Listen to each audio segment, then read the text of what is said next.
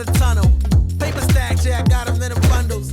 Harry Potter breaking bread with the muggles. They said I would've made it, now they looking puzzled. They said I would've... The Dynamic Island on the new iPhone 14 Pro and Pro Max is one of its most noticeable features.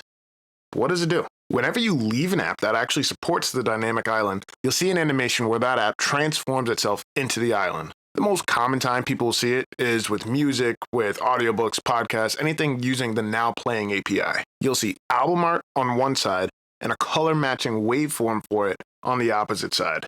Now, whenever you tap this, it brings you right into that app.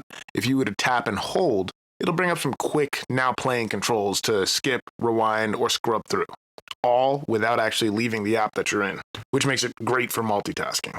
The other frequent time that you'll see it is for system alerts. Charging, AirDrop, Silent Ring, Face ID. These will all take place at the top in that Dynamic Island instead of covering up the entire screen. Bonus, whenever you connect your AirPods, you'll see what the battery level is. All right, now live scores, my favorite one, by far. You can see in real time the score of your favorite sports game without needing to go back into the app or check Siri every 5 minutes or refresh Google when you're supposed to be working. I'm not the only one.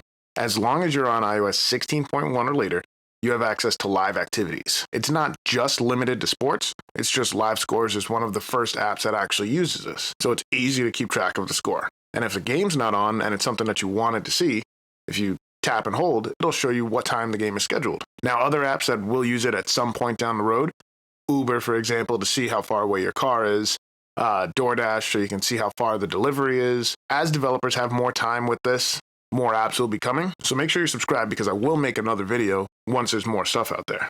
Some tips and tricks for using the Dynamic Island. We went over tap versus tap and hold to allow you to open quick controls or to just reopen the app entirely. But you can do a few more things. If you have more than one app using the Dynamic Island at a time, it's a great multitasker. And if you count the app that you're actually running, you can go between 3 different apps fairly easily. Now, if you want to dismiss whatever's on the island, you can just swipe left and it'll go away. You want it to come back, swipe right, and it comes right back on there.